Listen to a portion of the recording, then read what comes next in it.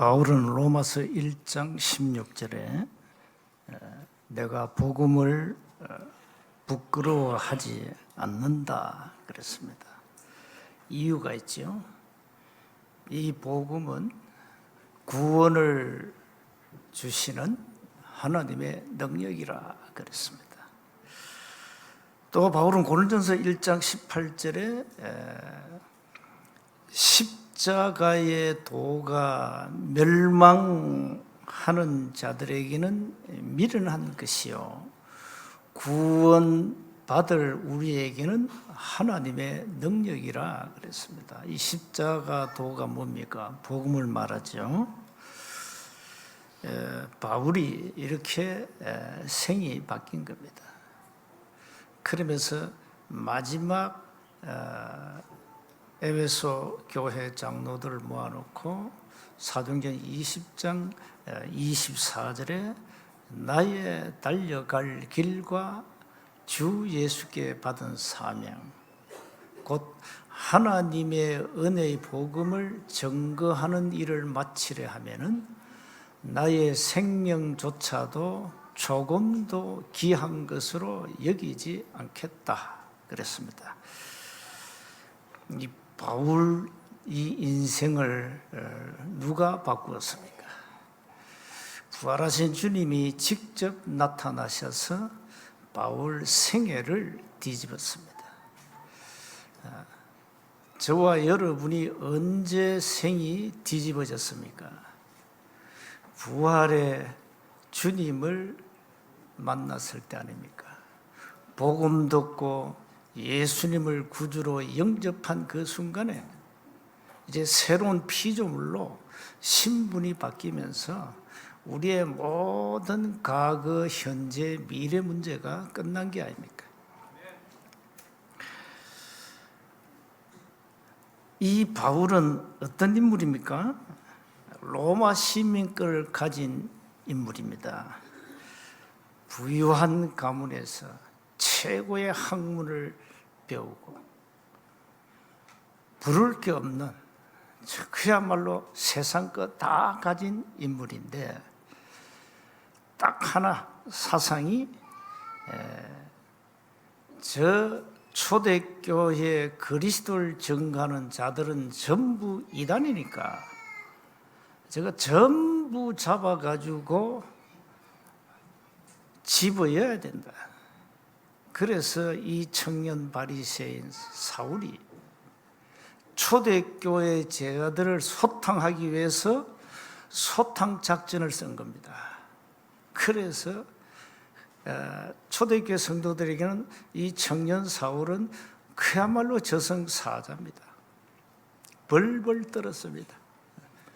이 사울이 막 살기가 등등하여 자신도 모르게 이 사탄의 앞잡이 되어서 그 초대교회 나약한 성도들을 짓밟고 전도를 방해했습니다. 그런데 이제는 바뀌었습니다. 오늘 본문 바뀐 내용이 나오잖아요.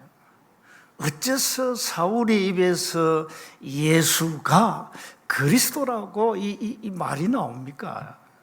천지개벽한 겁니다. 자기가 가진 율법주의, 율법사상 이게 허구구나. 그 율법주의의 그 허구성을 깨달은 거예요, 바울이. 나는 이 율법의 허구성을 이제 깨닫고 이제야 내 인생의 답을 얻었다. 그러니 당연히 자기가 만난 부활하신 주님을 증거해야 되죠. 그러니 그 유대인 문종들이 바울에게 재판할 때 뭐랍니까? 네 배운 학문이 너를 미치게 했다. 사울아, 너는 미쳤다. 미쳤죠. 유대인들 볼 때는 이 사울이 그냥 맛이 간 거예요. 그냥 하루아침에 헷가닥 했으니까 이게. 그러니 졸지에 이제는 유대인들에게는 원수가 된 거예요. 이 사울이 말이요. 그 사울의 그 로마식 이름이 바울입니다. 그 바울은 로마 시민권을 가졌기 때문에 로마식으로 이름을 하나 가진 게 그게 바울이에요. 작은 자란 뜻인데, 근데 이 바울이 말이죠, 율법에 매어가지고 율법에 종살이하고 초대교회를 막 여지없이 막 박살내고, 이게 사탄의 앞잡이 노릇하다가 다메섹에서 부활하신 주님이 사울아 사울아 부를 때, 그때 헷가닥한 겁니다.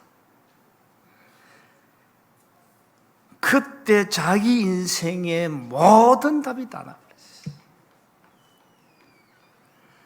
스데반을 돌로 쳐 죽일 때 그 모습을 곁에서 지켜봤잖아요, 사울이. 정인으로. 그때 그 스데반의 그 모습을 떠올렸을 겁니다. 다메섹에 꼬꾸라질 때. 이제는 율법주의에서 완전히 해방받고 이제는 전도자의 여정을 가는, 시대를 살린 전도자, 이제 바울이 된 거예요. 자, 오늘 본문의 첫 번째요, 이 한 지역에 제자 한 명이 있다는 것은 굉장한 거죠.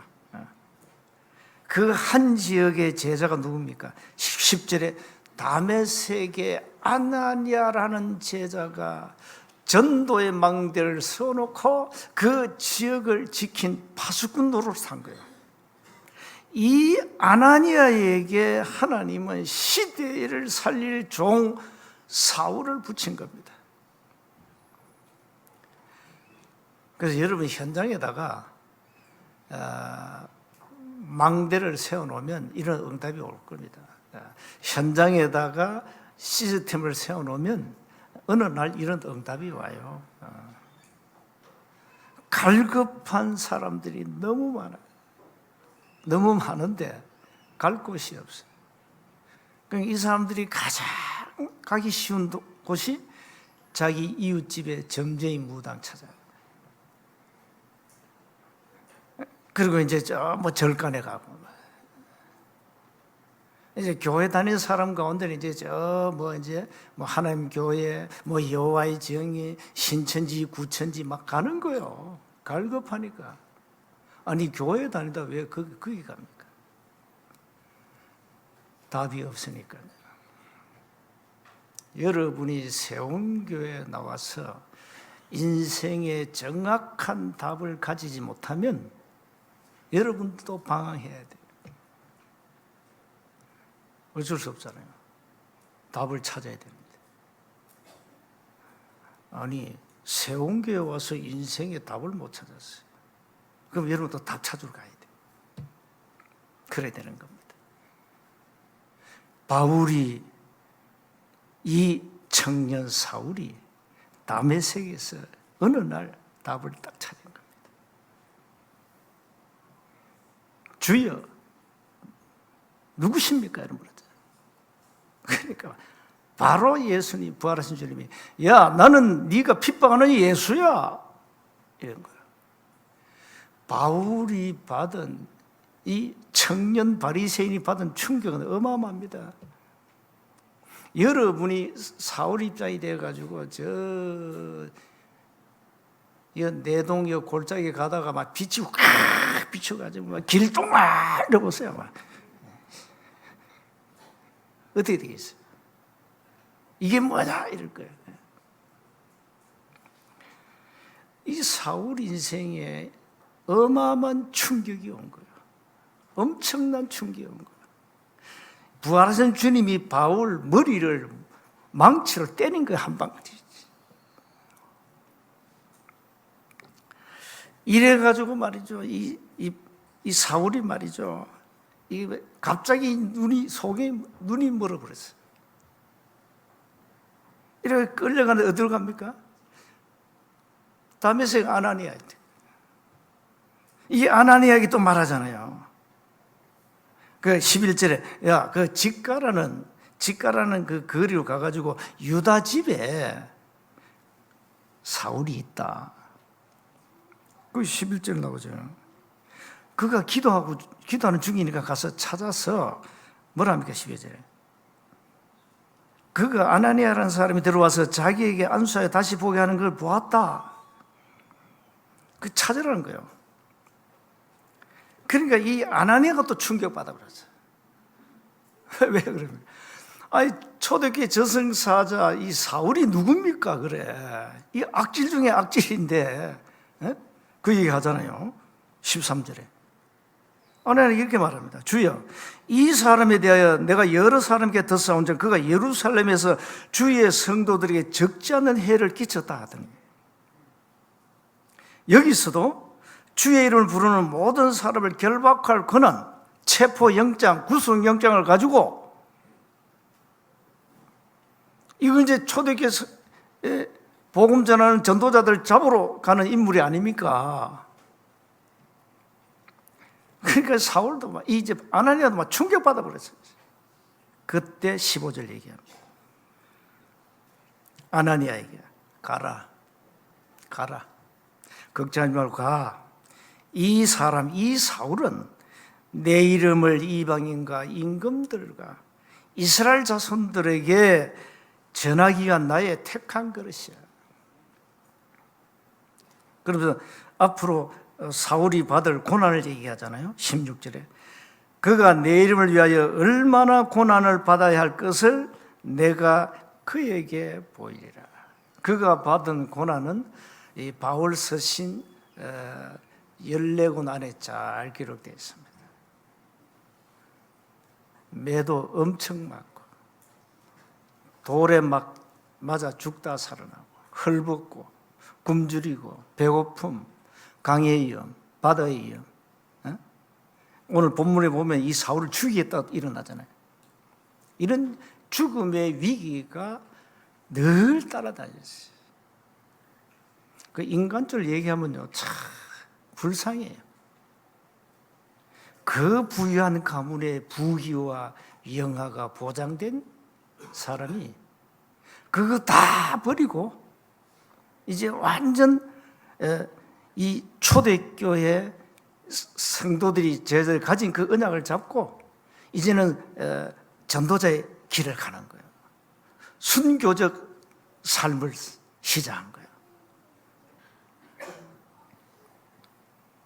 그러니까 17절에 아나니아가 떠나 그 집에 들어가잖아요. 사울에게 이제 안수합니다. 사울아, 17절에 나오죠. 네가 오는 길에서 나타나셨던 예수께서 나를 보내어 너로 다시 보게 하시고 성령으로 충만하게 하신다. 이렇게 말합니다. 그러니 즉시 사울의 눈에서 비늘 같이 벗겨졌어요. 눈에 뭔가 이게 충격받아가지고 이제 눈에 이제 문제가 온 거죠. 자, 그러면서 즉시 뭐 합니까? 세례받았어요. 그러면 음식 먹습니다. 강건해집니다. 20절에 보세요. 사울이 뭐 했습니까? 즉시 각 해당에서 예수가 하나님의 아들임을 전파하니 그러잖아요. 그러니까 듣는 사람이 다 놀랍니다. 이게 웬일이냐 이게. 이 사람이 예루살렘에서 이 이름을 부르는 사람들 멸하려 하던 자가 아니냐, 여기 온 것도 그들을 결박하여 대제사장들에게 끌어가고자 함이 아니냐 이럽니다. 이때 사울은 22절에 보세요. 사울은 힘을 더더 예수를 그리스도라 증언하니 다메섹에 사는 유대인들이 막 당혹해요. 이게 어쩐 일이냐 말이야. 하루아침에 어떻게 저 인간이 저렇게 바뀔 수 있냐 이 말이에요. 그래서 여기에 여러분 한 지역에 전도망대를 세워놓고 지역을 지키는 파수꾼의 사명을 감당하면 아나니아가 받은 응답을 받게 돼요. 아나니아가 받은 응답. 이 전도자 아나니아는 전도망대를 세워놓고 핍박자 사울을 영육을 치유했죠. 그래서 현장에다가, 여러분 집에다가, 직장 산업 현장에다가 빛의 망대를 세워라. 말씀 운동할 수 있는 시스템을 만들어라, 그 말이에요. 자, 그럼 두 번째 사울이 말이죠. 이제는 막 본격적으로 전도자의 여정을 가는데 바울 입에서 나온 메시지는 하나밖에 없어요.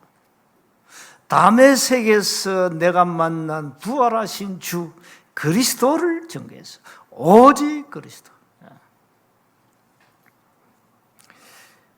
철저한 유대주의자지요. 철저한 율법주의자지요. 이 사람이 어떻게 예수가 그리스도라고 전가할 수 있습니까? 그래. 그러니 유대 사회와 총 비상이 걸렸어. 23절 보세요. 유대인들이 사울 죽이기를 공모했다. 유대 사회 조직 그 시스템 안에서는 사울은 배신자입니다. 조직을 배신한 거예요. 간두겠어요? 죽이겠다는 거예요. 이 사울은 하나님의 은혜를 받고 즉시 해당에 들어가서 예수는 그리스도라고 증거했다. 현장에서 다른 얘기하면 안 됩니다. 그리스도 말해주면 돼요. 어려운 게 하나 없어요. 바울은 다메섹에서 부활하신 주님을 체험했기 때문에 확실한 체험, 확실한 증거가 있기 때문에 생을 걸고 그리스도만 말해줬잖아요. 바울이 배운 교리 율법은 인간은 율법을 다 지켜야 되고 하늘 앞에 의로워야 되고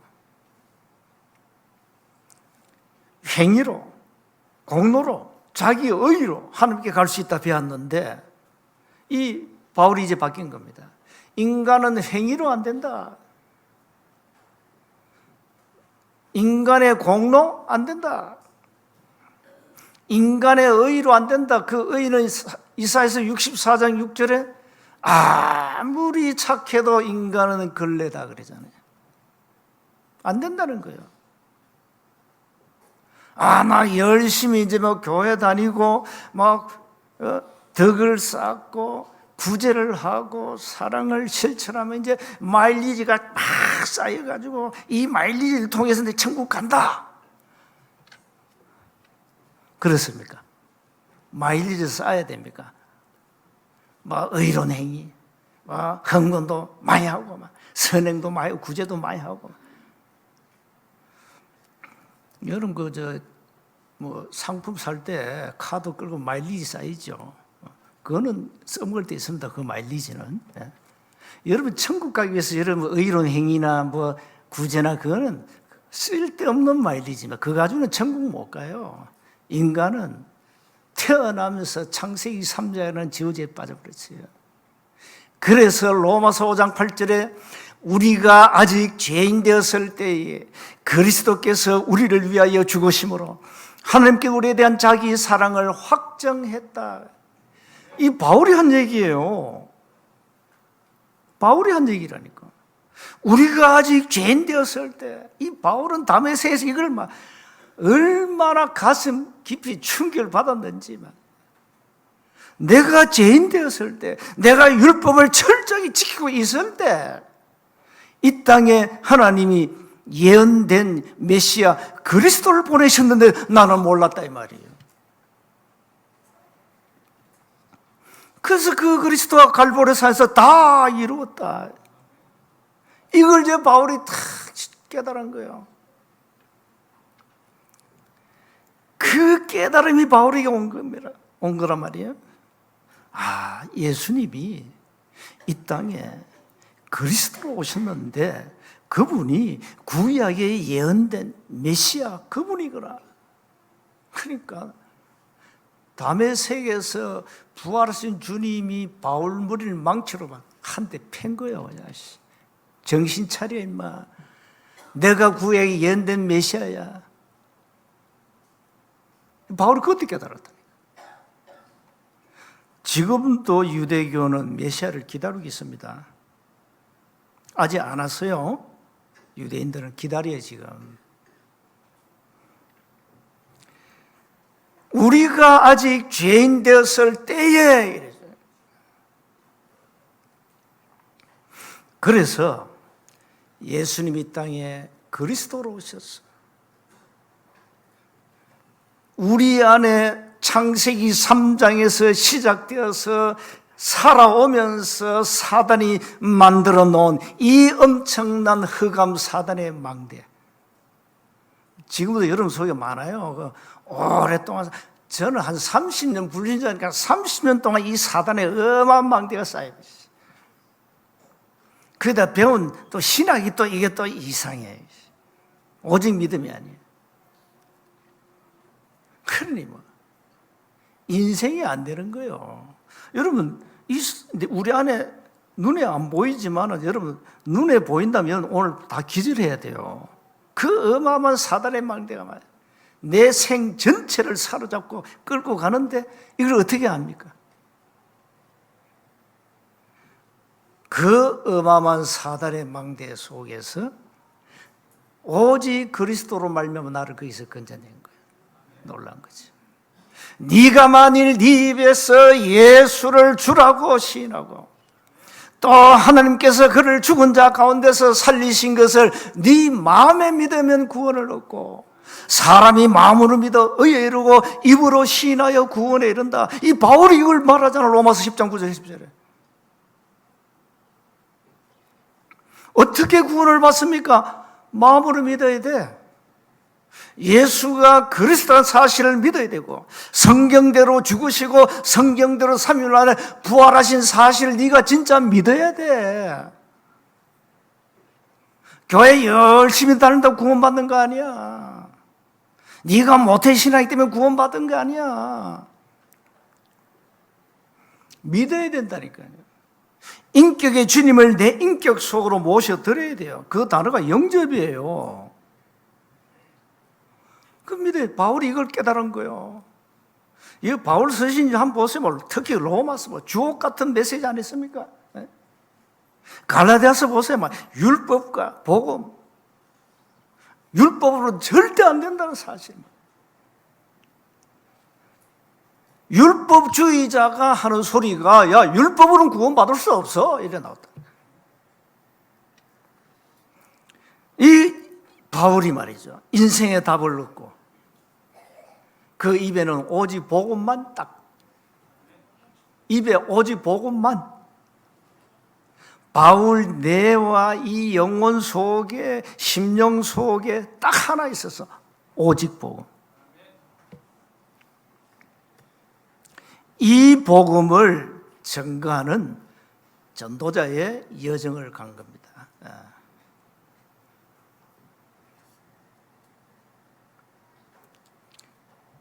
그래서 여러분 다 복음 가졌죠? 그냥 가지면 안 됩니다. 복음을 가졌으면 나의 복음이 돼야 나의 복음이 돼요. 내 복음이 아닌데 뭐 그래야 완전한 거예요. 정말로 그리스도가 내 인생의 주인이 될 때 나는 부족함이 없는 충분한 인생이 되는 거예요. 정말로 그리스도와 나의 오직이 되어야 모든 것 그리스도 안에 다 있구나. 이렇게 빨리 여러분 답을 내야 됩니다. 이 답을 내는 사람은 복음화가 됩니다. 복음화. 복음은 가졌는데 복음화가 안 된 사람 많아요. 그리 절대 사람을 이해 못해. 저 불신자 하나 이해 못해. 문제 오면 넘어지고 자빠지고, 조그만 문제 오면 시험 들고 삐지고 집 나가고 불신앙하고, 그 복음화가 안 된 거예요. 여러분의 원수까지도 내가 사랑하고 이해할 수 있는 사람, 그게 복음화가 된 사람이죠. 그게 중요한 거예요. 여러분 다 복음화가 돼야 돼요. 복음화. 어떤 문제가 와도 나와 상관이 없다. 어떤 문제가 와도 난 괜찮아. 죽을 병이 와도 괜찮아. 죽으면 천국 가니까. 이게 복음화가 된 사람. 문제? 여러분 가정 문제? 상관이 없어야 돼요. 부모님의 영적 문제가 나와 상관이 없어야 돼요. 여러분 남편의 영적 문제 나와 상관이 없어야 돼요. 그걸 뛰어넘어야 돼요. 그 남편의 영적 문제 이해 못하니까 막 잔소리하고 막 그게 한번 얻어 터지고 막 이래요. 그래서 그 가정 주부들은요, 카네기가 얘기했습니다. 카네기가 현명한 여자는 남편에게 100% 순종하고, 남편에게 100% 순종해요. 어리석은 여자는 남편에게 100% 얻어 터진다 그랬어요. 100% 순종하면서 남편을 갖고 노는 거예요. 그게 현명한 여자란 말이에요. 타협은 하지 말고 남편이 좋아한 게 뭘까 한번 연구해봐요. 우리 남편이 뭘 좋아하지? 그 연구해가지고 입맛에 딱 맞게 갖다 바쳐보세요. 할렐루야 할 겁니다. 세운교회 가더니 야 역시 세운교회는 달라 이래 나옵니다. 세운교회 목사 누구야? 이래. 그럼 내가 또 올라가자. 그 사나이 멋있네. 좀 그렇게 만들어 보소. 진짜 복음 가지면 뭐가 문제입니까? 복음화가 돼야 된다. 복음화가. 세 번째입니다. 현장에 계속 하나님의 역사가 일어나는데 이거 누가 말립니까? 못 말리는 거예요, 이거. 이거 보니까요, 26절 이하 쭉 보면 이 사람들이 충격을 받고, 특히 31절에 교회가 평안히 든든히 서가고 주를 경외함과 성령의 위로로 이 엄청난 사람들이 주께 돌아오는데 이게 누구의 역사요? 하나님의 성령의 역사예요. 이걸 누가 막습니까? 사단은 발악하는 거예요. 23절에 사울을 죽이러 공부했는데 이게 알려졌단 말이에요. 이래가지고 사울을 그 성문에서 그 강주리에 담아가지고 탈출시키잖아요. 거기 있으면 죽으니까. 이렇게 사람들이 동시에 악령의 역사와 성령의 역사가 동시에 막 나타나요. 그 여러분도 마찬가지예요. 여러분 조금 은혜 받고 집에 가보세요. 악령이 주무시고 계십니까? 벌떡 일어날 겁니다. 졸다가 여러분 은혜 받고 가보세요. 벌떡 일어나요. 어디 갔다 와? 어디 갔다 오면 교회 갔다 오지. 벌떡 일어나 안 하는 짓을 한다니까 남편이 갑자기. 그래 그것도 복음화 안 된 아줌마는 또 믿음 다 빼앗기고 그것 때문에 남편이 잔소리 한번 했다고 믿음 다 말씀 다 쏟아버리고 에라 모르겠다면서. 그 복음화가 안 돼요. 그래요. 우리 남편 원래 그래 이러면서 이해하고 그것 때 말이죠. 남편이 일단 그것 때 알러브 해주고 이래 해야지. 제 왼수. 원래 결혼하면은 한 30년, 40년 살면요, 남편은 여러분의 평생 왼수입니다. 고래 알고. 고래 아세요. 고래 알면 됩니다. 어느 지역에 바자회를 하는데 집에 안 쓰는 물건을 갖고 그랬어요. 근데요, 이 아줌마들 미쳤지. 전부 지 남편들 걸고 가버려. 안 쓴다고. 쓸모없다고. 왜 여러분 남편 쓸모없어요? 쓸모있지. 좀 제발 잘해주세요. 좀 남편을 존중해주고 높여주고 여러분 사나이는요 밖에 나가서 피 터지게 돈 벌려고 이리 뛰고 저리 뛰고 말이요, 나이 어린 사람들에게 막 굽신굽신 해야 되고 말이에요. 어디 가서 평안을 얻어요. 오직 하나 가정이라 말이에요. 가정이 오면 남편은 황제 노릇을 하기를 원하는데 이것도 가정이 오면 또 바지 끌래. 제발 좀 남편 기 살려주시고 좀 살려주세요. 살려주세요. 그래야 가정의 허감망대가 무너질 게 아닙니까? 예? 결론입니다. 사울은 부활의 주를 본 것, 말씀하신 것, 행하신 것을 증거했어요. 정인. 그래서 이제는 현장에다가 빛의 망대를 세워놓고 사단의 망대를 부수자는 겁니다. 다른 거 없어요. 뭐 가지고 부숩니까? 말씀, 복음의 능력. 그래서 다른 거 없어요. 빛의 망대 세우는 게 24 기도 시스템 속으로 들어가면 되는 거예요. 우리는 전도를 이미 이해하고 복음을 가지고 누리고 있기 때문에 우리는 전도자의 여정을 가는 겁니다. 여러분이 전도하든 안 하든 우리의 걸음이 그냥 걸음이 아니란 말이야. 바울 인생 여정 가듯이 우리도 그 인생 여정을 가는 겁니다. 한 주간 나는 전도자다. 전도자의 자부심 딱 가지고 여러분 자신을 지키고 여러분 가정 지키세요. 현장에 망대 세워놓고 현장 지켜야 안 되겠습니까? 응답받기를 주의 이름으로 축복합니다. 하나님 은혜 감사합니다. 전도자의 여정을 간 사울처럼 우리 인생도 언약을 잡고 복음의 비밀을 가지고 237 5천 종족 살릴 전도자의 여정을 가도록 은혜를 베풀어 주옵소서.